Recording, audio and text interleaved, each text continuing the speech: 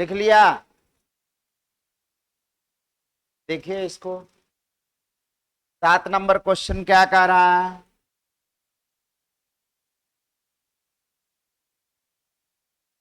क्या बोला? ऐसा तो क्वेश्चन कल बताए थे, उसमें कौन नहीं दिया हुआ है। एगो नहीं ऐसा क्वेश्चन बताए थे कि इधर क्या है, इंक्लाइंड प्लेन पर था, और इधर क्या था, लटक रहा था ब्लॉक। ऐसा नहीं बताए हैं? तो यहाँ पर दो इंक्लाइंड प्लेन है, इसको जैसे बनाएंगे वैसे इधर वाला को भी बनाएंगे।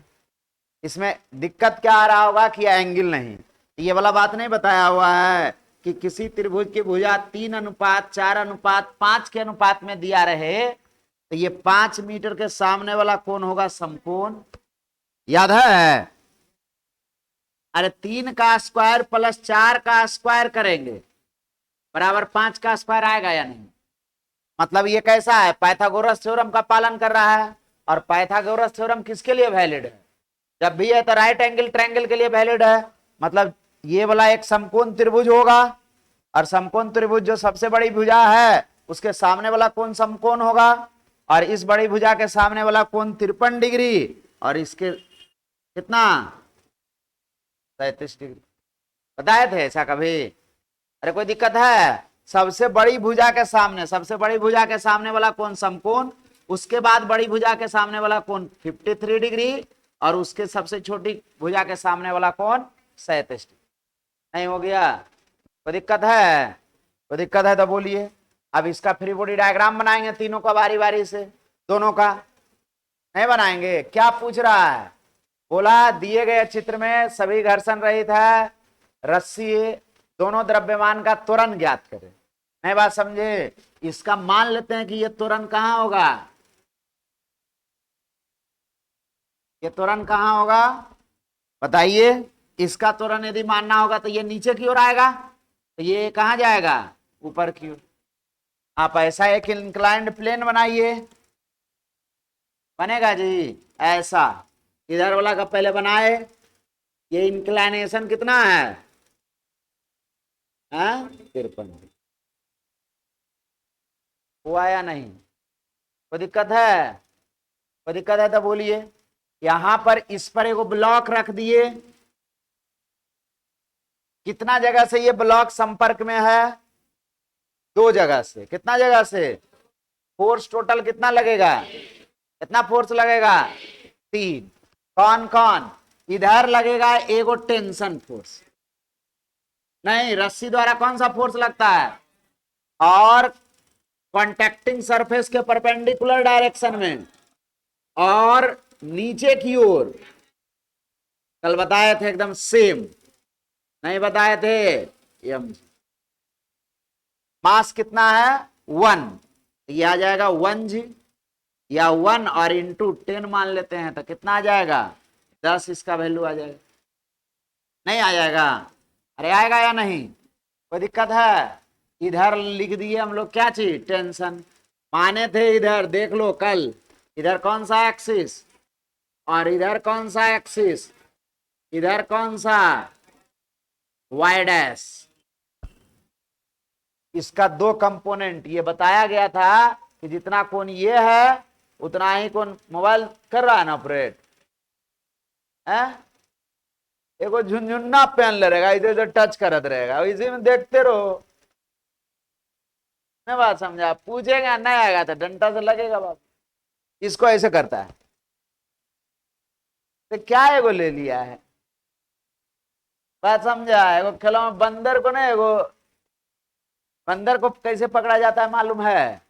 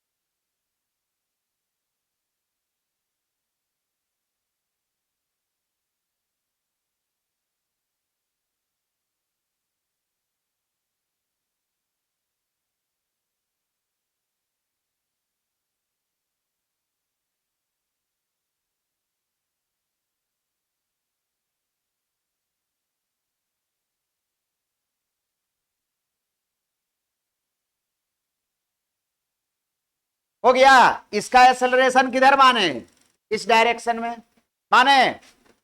पहले इसका कंपोनेंट में ब्रेक करेंगे, याद है इसको दो कंपोनेंट में ब्रेक करते थे। ये कोण थीटा था, ये भी कोण होता था थीटा, ये 53, तो ये भी कितना, इधर वाला कंपोनेंट एम जी कॉस 53, याद है। और जिधर थीटा नहीं है उधर क्या चीज, एम जी साइन। हो गया, कोई दिक्कत है। अब इस फोर्स को कहे थे मानकर चलना कि नहीं, अब इसके जगह पर ये दोनों फोर्स काटे उठेंगे नहीं, लेकिन दिमाग में सेट रहना चाहिए कि अब इसका यूज नहीं करना है हमको, इसके जगह पर ये वाला यूज करना है और यही वाला यूज करना है ना, बात समझे। कोई दिक्कत है। तो आपको निकालना था क्या चीज, इस डायरेक्शन में नहीं भी लिखिएगा इक्वेशन तो चलेगा, नॉर्मल फोर्स नहीं पूछ रहा है। एलॉन्ग एक ही बार कौन सा एक्सिस के लॉन्ग लिखेंगे, along X axis, direct X axis, Y axis से नॉर्मल फोर्स निकलेगा। जिस डायरेक्शन में एक्सेलरेशन उसको पॉजिटिव, हो गया, साइन 53 और minus T is equal to mass into acceleration. Mass का वैल्यू 1 kg, जी का मान 10 और साइन 53 का मान 4/5, कितना 4/5 minus T is equal to mass 1 kg, acceleration a. एक इक्वेशन हो गया। अननोन कौन कौन बच गया, टी और ए।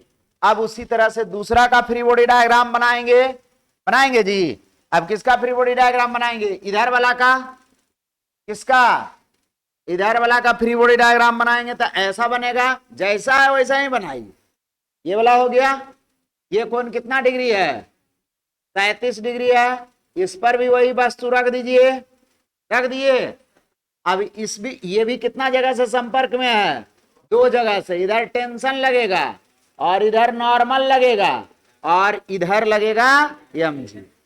फिर से उसी तरह से एक इधर मान लीजिए कौन सा एक्सिस और इधर कौन सा वाई, इधर कौन सा एक्सिस वाई डैश और इधर कौन सा एक्सिस,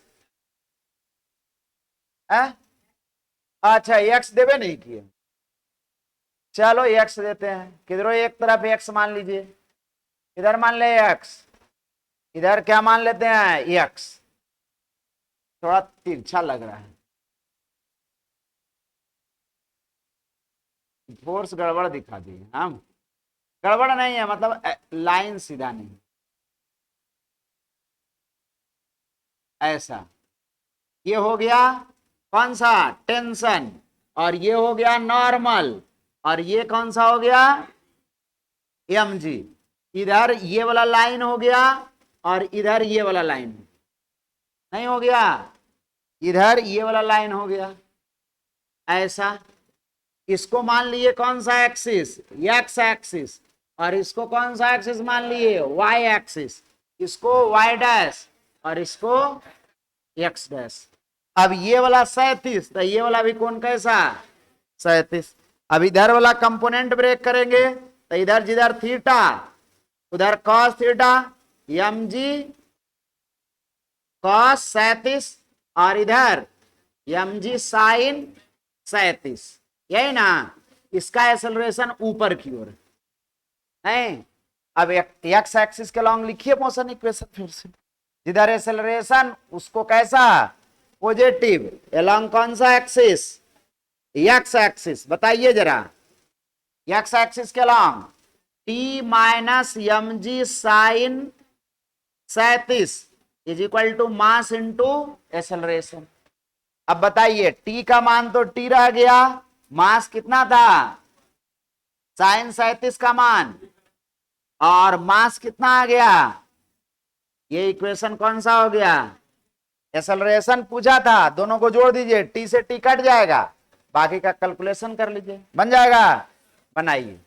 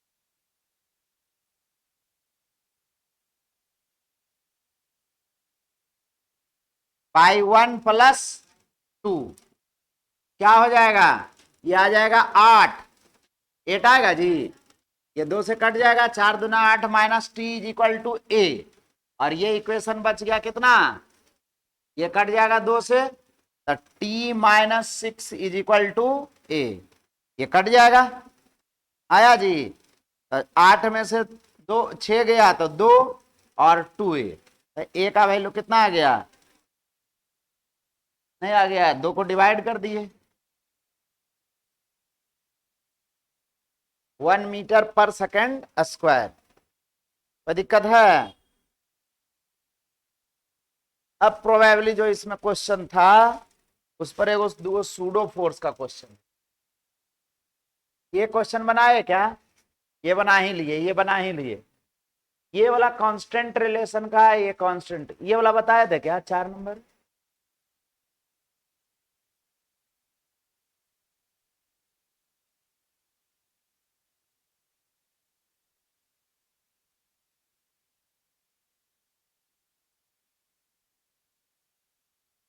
बनाइए, स्प्रिंग का क्वेश्चन है।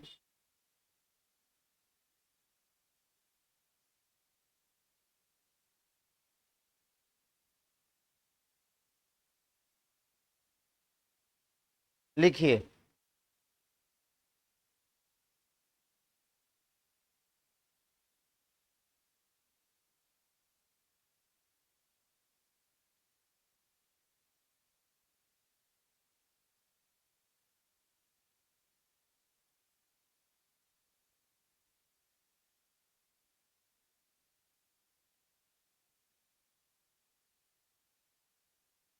प्रारंभिक त्वरण क्या कह रहा है क्वेश्चन, जो समझ में आया, एक कण का द्रव्यमान इतना केजी है, पर इतना बल लगाया जाता है, के का मान इतना है, X is equal to 20 centimetre से छोड़ा जाता है, तो प्रारंभिक त्वरण, ना बात समझ में आया।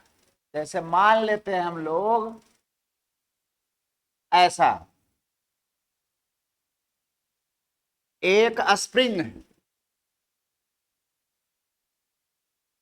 स्प्रिंग है जी, ये वाला क्या हो गया, इससे एक मास अटैच है, कितना केजी का, 0.3 केजी का, इसका के का वैल्यू दिया हुआ है 15 न्यूटन पर मीटर, कितना न्यूटन पर मीटर, अब बोला क्या चीज, what will be the particle of mass इतना is subject to a force of इतना newton, what will be the initial acceleration if it is released, इसको यहां से खींच लिए, कितना दूरी, 20 सेंटीमीटर, बात समझा,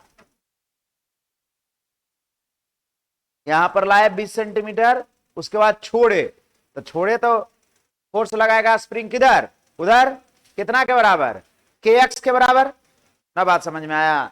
अरे इसको हम यहां पर लाए, पकड़ कर रख ले, और जैसे ही छोड़ेंगे उधर जाने लगेगा, तो बताइए कि जब उधर जाने लगा तो कितना त्वरण से जाने लगा, जिस समय छोड़े थे उस समय त्वरण का मान निकालना है, तो फोर्स निकाल लीजिए। अरे फोर्स का वैल्यू तो दिया हुआ है के एक्स, के का मान दिया हुआ है, एक्स का मान दिया, रख दीजिए, और उसी फोर्स को एक्सेलरेशन पूछ रहा है, तो मास इंटू एक्सेलरेशन रख दीजिए, बनाइए।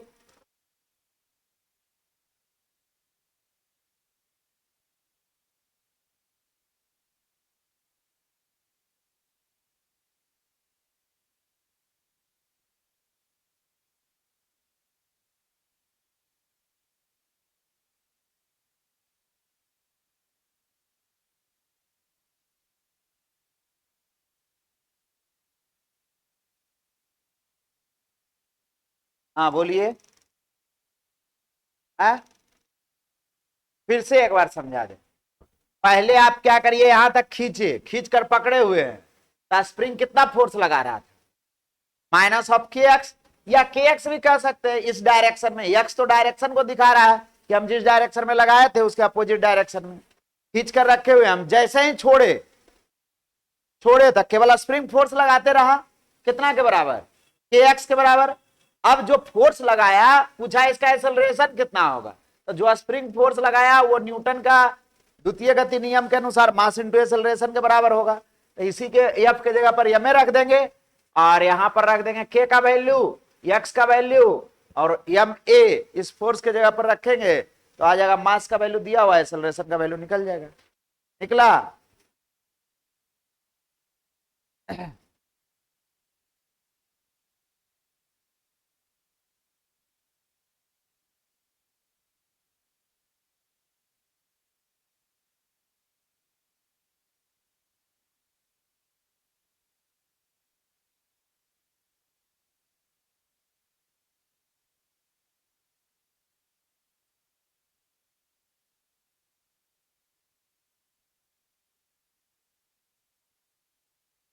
है कितना आया?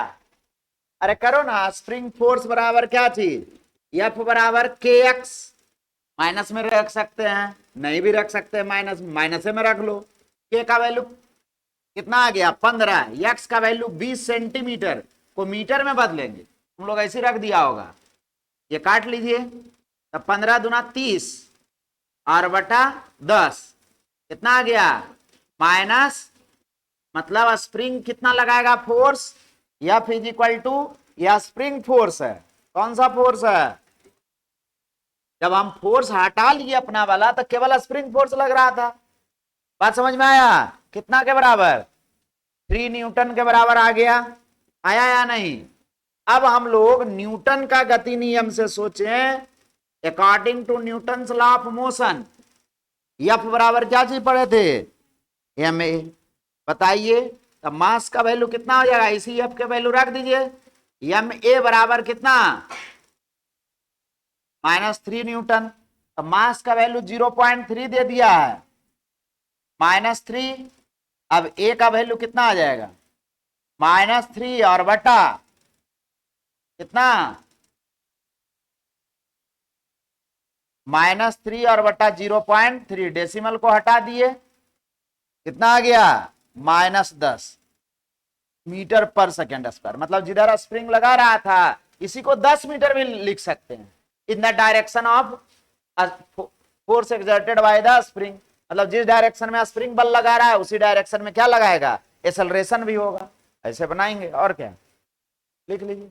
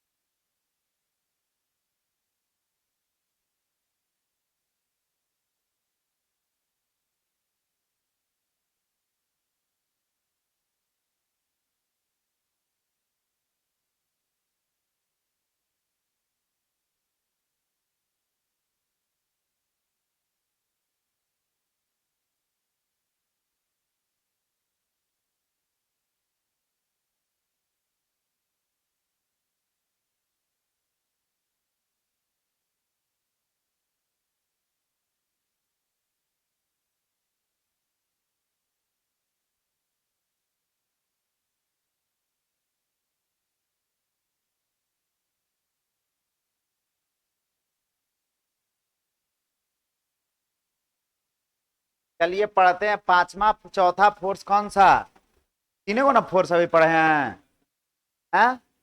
कौन सा फोर्स, घर्षण बल, फ्रिक्शनल फोर्स।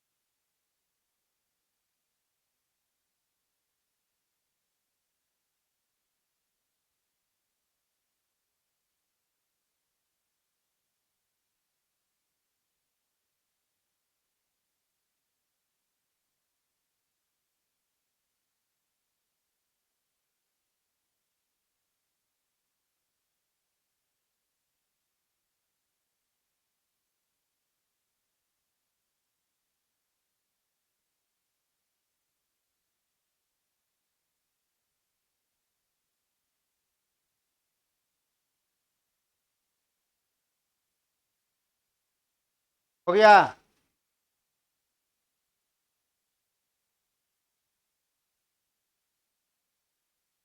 नेक्स्ट क्वेश्चन हम लोग क्या पढ़ेंगे?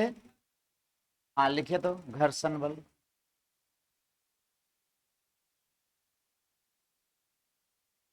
फ्रिक्शनल फोर्स, या केवल फ्रिक्शन भी बोल सकते हैं, घर्षण भी केवल बोल सकते हैं और घर्षण बल भी बोल सकते हैं।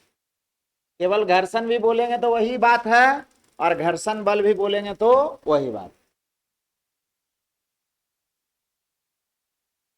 ठीक है।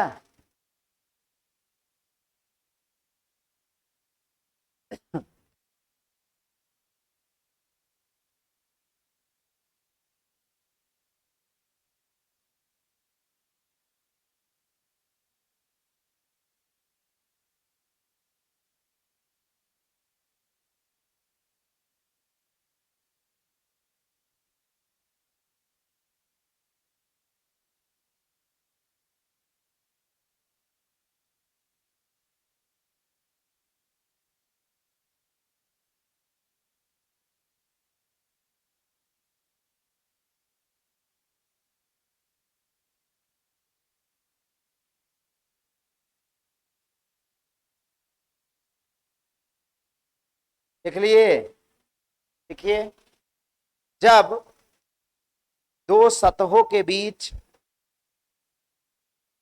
जब दो सतहों के बीच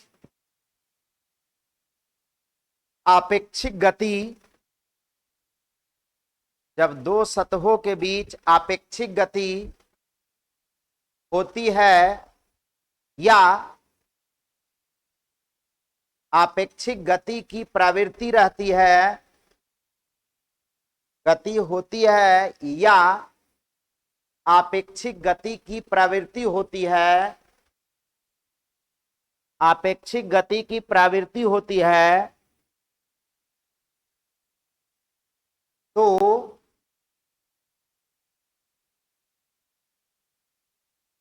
आपेक्षिक गति के विपरीत दिशा में,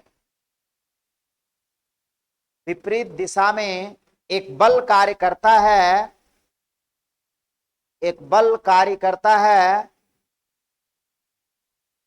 एक बल कार्य करता है,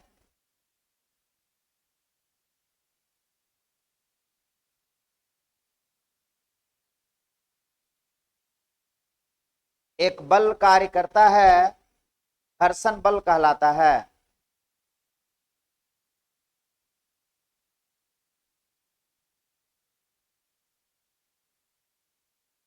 बात समझ में आया? जब भी दो वस्तु के बीच, दो सतह के बीच, या तो आपेक्षिक गति मतलब समझता है, रिलेटिव मोशन होता है। रिलेटिव मतलब समझा, एक वस्तु रुका हुआ रहे और दूसरा उस पर चले। बात समझा? जैसे दो, आप एक एग्जाम्पल ले लीजिए, एकदम बहुत अच्छा एग्जाम्पल है, लगभग क्वेश्चन उससे एक्सप्लेन हो जाएगा। कॉपी किताब तो सबके पास होगा, नहीं है? कहती है नहीं। ना बात समझा? अब क्या करते हैं, एक के ऊपर दूसरा कॉपी रख देते हैं, तीसरा रख देते हैं, ऐसे ना रखते हैं। सामान्य केस में तो ऐसा ही रखा जाता है। यदि एक के ऊपर दूसरा रखे, उसके ऊपर तीसरा रखे, अब उसमें से एक कॉपी खींचना चाहिए। मान लिया 10 कॉपी रखा हुआ है, एक के ऊपर एक, उसमें से एक निकालना चाहे बीच से, तो उसको पकड़कर खींचते हैं, नहीं? तो उसका संपर्क वाला सतह कौन कौन होगा? एक जस्ट ऊपर वाला, एक जस्ट नीचे वाला। नहीं देखता है? अरे देखा है, जैसे खींचने लगे तो खींचने में बहुत ज्यादा बल लगाना पड़ता है, कभी कभी होता है हाथ फिसल भी गया, होता है या नहीं? जितना भी हम बल लगाए वो सब बल कहां गया?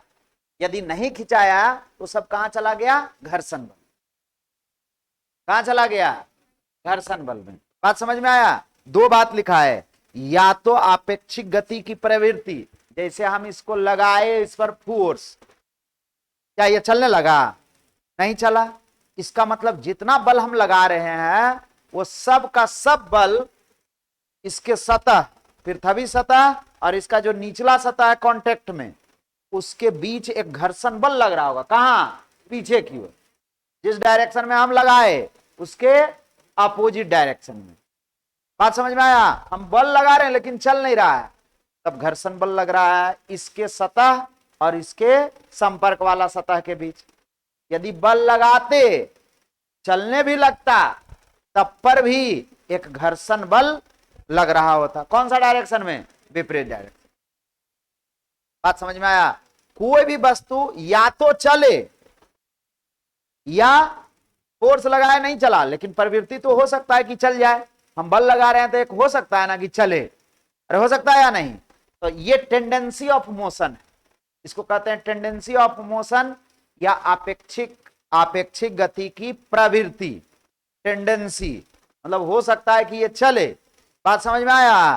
तो ये चले अथवा चलने का प्रयास करे, प्रवृत्ति हो, तो उसके संपर्क वाला सतह के बीच एक बल कार्य करता है। उसी बल का नाम देते हैं हम लोग क्या चीज? घर्षण बल। अब आ जाइए फिर से कॉपी वाला एग्जाम्पल पर। घर्षण बल कौन सा डायरेक्शन में लगेगा? बात समझना, एक कॉपी को खींच रहे हैं बीच से, कभी कभी ऐसा होता है कि इसके ऊपर वाला भी कॉपी आने लगा साथ में और नीचे वाला भी कॉपी साथ में आने लगा। मतलब समझिएगा, उसके जस्ट ऊपर वाले वस्तु पर फ्रिक्शनल फोर्स उसी डायरेक्शन में है जिस डायरेक्शन में अप्लाइड फोर्स। कहेगा जिस कॉपी को खींच रहे हैं उस पर फ्रिक्शनल फोर्स, तो कहां? पीछे की ओर। लेकिन उसके जस्ट ऊपर वाला पर फ्रिक्शनल फोर्स कहां? आगे की ओर। उसके जस्ट नीचे वाला पर फ्रिक्शनल फोर्स कहां? आगे की ओर। बात बुझा रहा है? अरे एक कॉपी बीच में से खींच रहे हैं, खींचे, तब बहुत बार ऐसा होता है कि ऊपर वाला भी कॉपी तो उसको दूसरा हाथ से पकड़ते हैं, रुको तुम, जिसको खींच रहे हैं उसको आने दो। तो वो क्यों आ रहा है? वही घर्षण बल जिसको हम खींच रहे थे उस पर घर्षण बल पीछे की ओर, लेकिन जो उसके संपर्क में था उस पर घर्षण बल आगे की ओर। जो नीचे वाला भी है उस पर भी घर्षण बल आगे की ओर, और जो ऊपर वाला है उस पर भी घर्षण बल कहां? लेकिन जिस कॉपी को हम खींच रहे थे, जिस बुक को खींच रहे थे, उस पर घर्षण बल कहां? पीछे की ओर। ये बात बुझा रहा है आपको? बात समझ में आया? क्या बोले जो समझ में आया?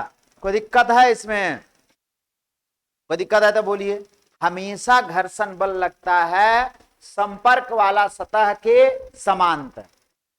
नहीं बात समझ में आया? एक पॉइंट करके लिखिए, घर्षण बल हमेशा संपर्क वाले सतह के, घर्षण बल हमेशा संपर्क वाले सतह के, संपर्क वाले सतह के समांतर कार्य करता है। संपर्क वाले सतह के समांतर कार्य करता है।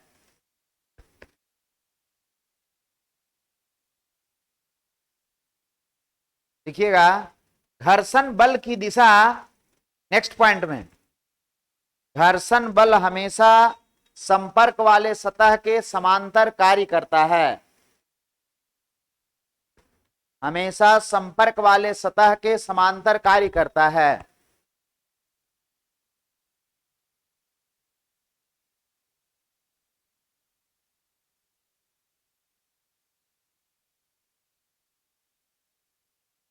हो गया?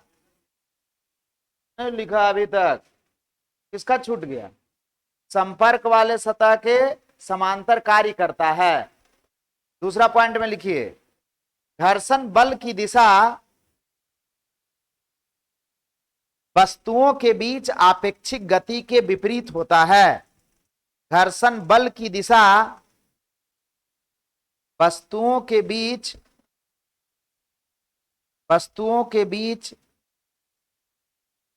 आपेक्षिक गति के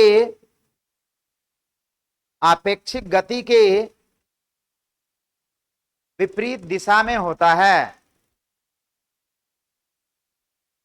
आपेक्षिक गति के विपरीत दिशा में होता है।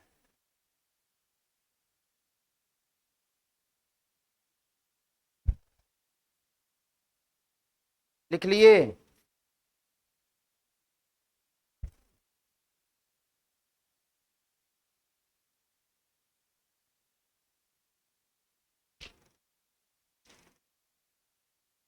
लिख लिया? कोई दिक्कत है? अरे बात समझ में आया? जैसे दो वस्तु, दो किताब रख के देख लो, मान लेते हैं ये दोनों बुक, हो गया? अरे बात समझा? अब इसको यदि खींचेंगे तो इस पर, इस बुक पर जिसको पकड़कर खींच रहे हैं, घर्षण बल कहां, और नीचे वाला पर घर्षण बल कहां? बात समझ में आया? जैसे हम इसको खींचते, देखो ऊपर वाला भी आ रहा है इसी डायरेक्शन में, हमको बायां वाला हाथ भी उन्हें ठेल के रखना पड़ रहा है, तो ऐसे खींचेंगे तो ये भी हाथ ऐसे चला आएगा, नहीं आ जाएगा। मतलब मेरा हाथ पर घर्षण बल कहां? इस डायरेक्शन में, और इस बुक पर भी जिसको नहीं खींच रहे थे, ऊपर वाला बुक पर आगे किए, और जिसको खींच रहे थे उसके पीछे किए। इसको खींचने से, जाने से रोक रहा था मेरा हाथ, और ऊपर वाला बुक। बात समझ में आ गया? तो घर्षण बल की दिशा हमेशा समांतर, जो लिखे ना दूसरा पॉइंट में, उसमें समांतर को अंडरलाइन कर लीजिए, हमेशा पैरेलल लगता है। समांतर के, समांतर का मतलब हो गया हमेशा पैरेलल। कोई दिक्कत है? अब घर्षण बल दो तरह का होता है। कितना तरह का? Types of frictional force, types of frictional force या फ्रिक्शन दो तरह का। एक को कहते हैं, देखेगा इधर, स्लाइडिंग फ्रिक्शन,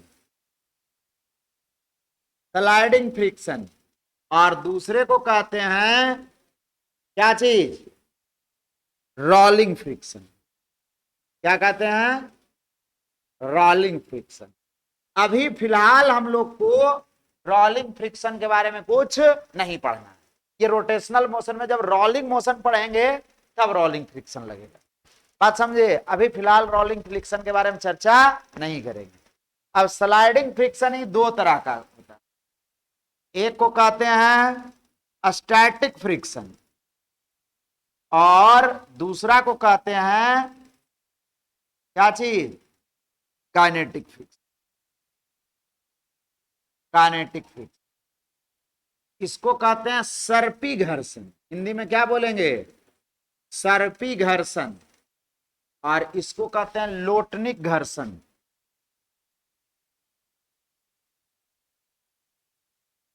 लोटनिक घर्षण। स्टैटिक का मतलब होता है स्थैतिक घर्षण, स्थैतिक घर्षण, और इसको कहते हैं गतिक घर्षण।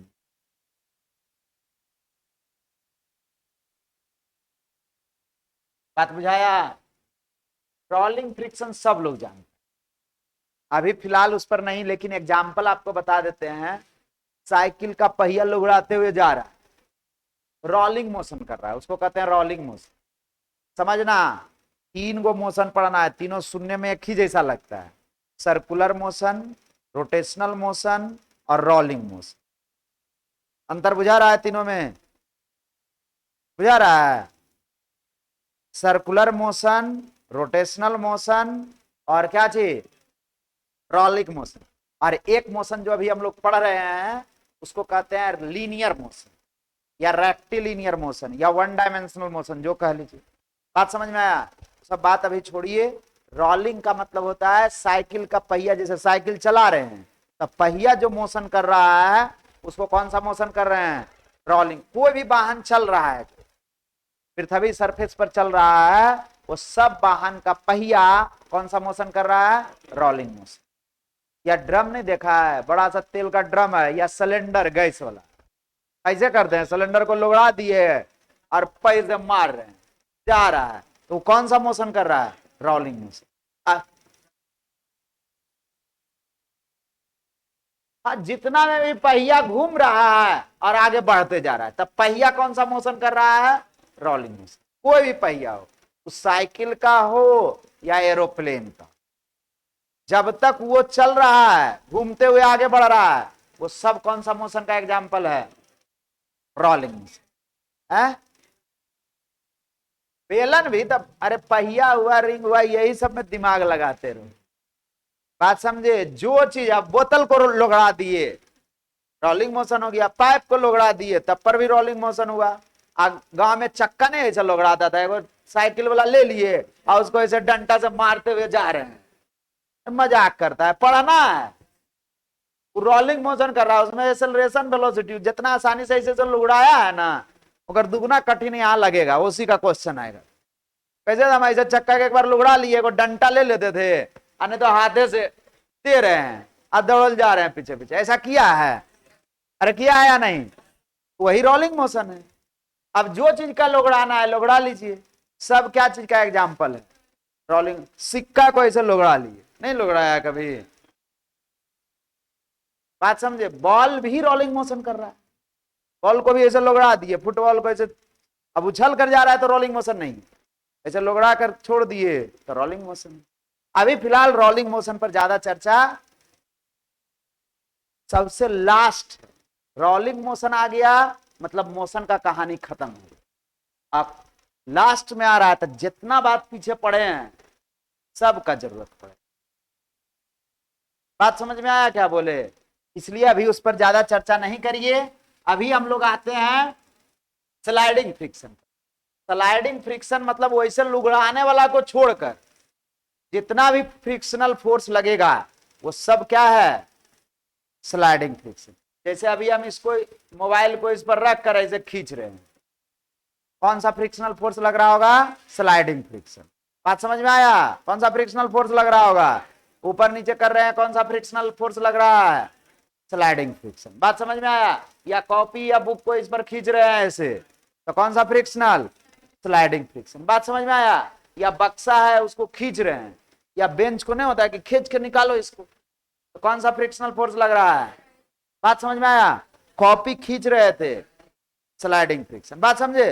वो समझ लीजिए रोल करते हुए नहीं जा रहा था, वहां स्लाइडिंग फ्रिक्शन। पहचानना कोई विशेष बात नहीं है।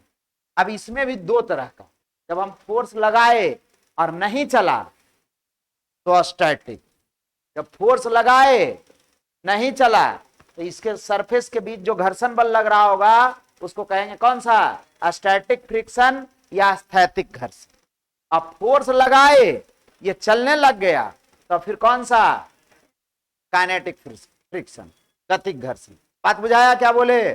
जब फोर्स लगाए लेकिन वो चला नहीं, जैसे एक कॉपी खींचना चाहे लेकिन खींचे नहीं निकला, तो अभी कौन सा फ्रिक्शनल फोर्स लग रहा होगा? Static friction. बात समझ में आया? और खींचे निकल गया तो फिर कौन सा फ्रिक्शनल फोर्स लग रहा होगा? Kinetic friction. बात समझ में आ गया? रोलिंग का कहानी अभी छोड़ दीजिए, कहां लगेगा वो आपको मोटे मोटे तौर पर बता दिए। कोई भी वस्तु रोल कर रहा है, रोल कर रहा है, इसका मतलब घूमते हुए आगे बढ़ रहा है, तो वहां पर रोलिंग फ्रिक्शन लगेगा। वो सामान्यतः कोई भी वाहन का पहिया है तो वहां पर कौन सा फ्रिक्शनल फोर्स लगेगा?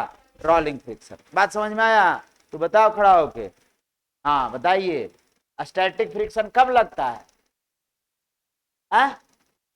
स्टैटिक फ्रिक्शन कब लगता है? अभी बताया ना जी। कस के बोलेगा? घर्षण करता है तब। हाँ, नहीं चल रहा है तब, ठीक है बैठ जाओ। कहां ध्यान रखता है? इधर सुनो, बात समझ में आया? किसी वस्तु पर फोर्स लगाए लेकिन वो चला नहीं तो कौन सा घर्षण बल लगेगा? स्टैटिक घर्षण। और जब बल लगाए वो चलने लग जाए, बात समझ में आया? गतिक घर्षण लगेगा। बात समझ में आ गया? इतना कोई दिक्कत है? इसको अगले क्लास लिख लेंगे, अभी फिलहाल यहां तक लिख लीजिए आप। इसको अगले क्लास टाइम लगेगा, इसमें आधा पौन घंटा भी और लगेगा, तो इसको अगले क्लास हम लोग देख लेंगे।